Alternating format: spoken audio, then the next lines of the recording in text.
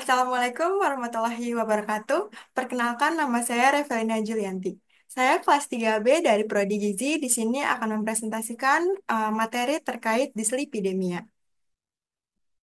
Jadi, yang pertama, definisi dislipidemia adalah suatu abnormalitas metabolisme lipid melalui kenaikan kadar kolesterol total, trigliserida, dan low density lipoprotein, disertai juga dengan penurunan kadar high density lipoprotein di dalam darah. Jadi, lipid sendiri adalah substansi lemak agar dapat larut dalam darah.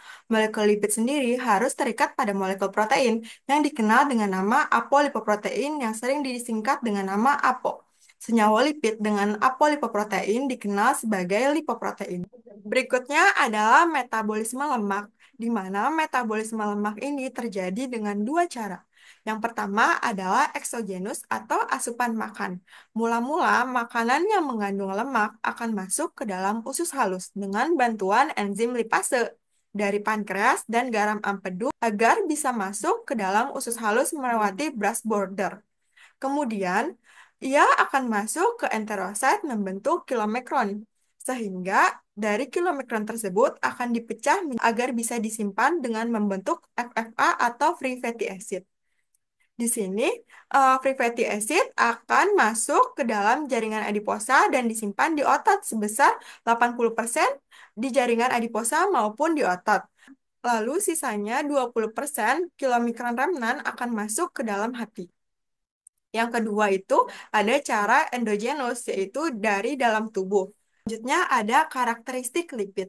Karakteristik lipid yang pertama adalah lipoprotein. Lipoprotein tersebut merupakan mikroemulsi bulat mengandung lipid dan dikelilingi oleh fosfolipid dan apolipoprotein yang berperan dalam struktur dan fungsi. Kelas lipoprotein sendiri dibedakan berdasarkan berat densitasnya. Yang pertama itu ada kilomikron. Kilomikron tersebut adalah kelas lipoprotein yang membawa trigliserida dari makanan ke jaringan lemak dan otot rangka serta hati. Lalu ada FLDL, yaitu kelas lipoprotein yang membawa trigliserida dari hati ke jaringan. Lalu ada IDL, adalah produk antara FLDL berubah menjadi LDL. Lalu ada LDL. LDL sendiri sering disebut sebagai kolesterol jahat karena dapat menyebabkan anteroklerosis.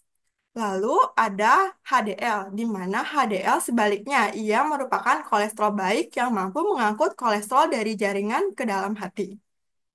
Lalu karakteristik lipid berikutnya adalah non-HDL. Jadi non-HDL ini mengandung partikel apobi termasuk LDL dan FLDL. Non-HDL adalah kolesterol total dikurangi dengan HDL. Nilai ini mencakup semua partikel anterogenik seperti LDL, FLDL, dan IDL yang digunakan sebagai prediktor kuat risiko kardiovaskular. Lalu berikutnya itu ada karakteristik lipid trigliserida. Trigliserida sendiri terjadi dalam dua kondisi. Dalam kondisi puasa, trigliserida ini diangkut melalui FLDL dan IDL. Lalu dalam kondisi tidak puasa, trigliserida diangkut melalui FLDL, IDL, dan kilomikron. Ada karakteristik lipid HDL, di mana hubungan HDL dengan resiko penyakit kardiovaskular bersifat terbalik. Semakin tinggi HDL, maka semakin rendah risikonya. Jadi, berikutnya adalah patofisiologi dislipidemia. Jadi, mula-mula karena adanya asupan yang meningkat, terjadi positif energi balance, di mana jumlah asam lemak bebas FFA akan meningkat di jaringan adiposa. Di jaringan adiposa sendiri, FFA ini akan dilepas dalam jumlah yang berlebih, sehingga FFA yang tinggi mengganggu masuknya glukosa ke dalam otot. Otot akan kesulitan menyerap glukosa yang dibutuhkan untuk energi. Karena otot sulit mendapatkan energi, akibatnya akan memicu resistensi insulin. Tubuh tidak akan merespon insulin dengan baik sehingga kadar gula darah sulit dikontrol. Jadi, ketika free fatty acid meningkat juga di hati akan menyebabkan peningkatan produksi trigliserida, FLDL, serta penurunan HDL. Sehingga lemak di dalam darah menjadi tidak normal dan menjadi dislipidemia. Untuk plasma lipid darah ada beberapa kategori, di mana kategori normal LDL adalah kurang dari 100, kolesterol kurang dari 200, HDL kurang dari 40 dan trigliserida adalah kurang dari 150. Berlanjut kepada tata laksana dislipidemia. Tata laksana dislipidemia ini yang pertama dengan intervensi gaya hidup. Yang pertama itu dengan meningkatkan asupan MUFA dan PUFA, seperti menurunkan asam lemak trans. Lalu harus ada peninggian diet serat larut air, seperti kacang polong, sayuran, dan buah-buahan. Lalu berikutnya ada penurunan berat badan.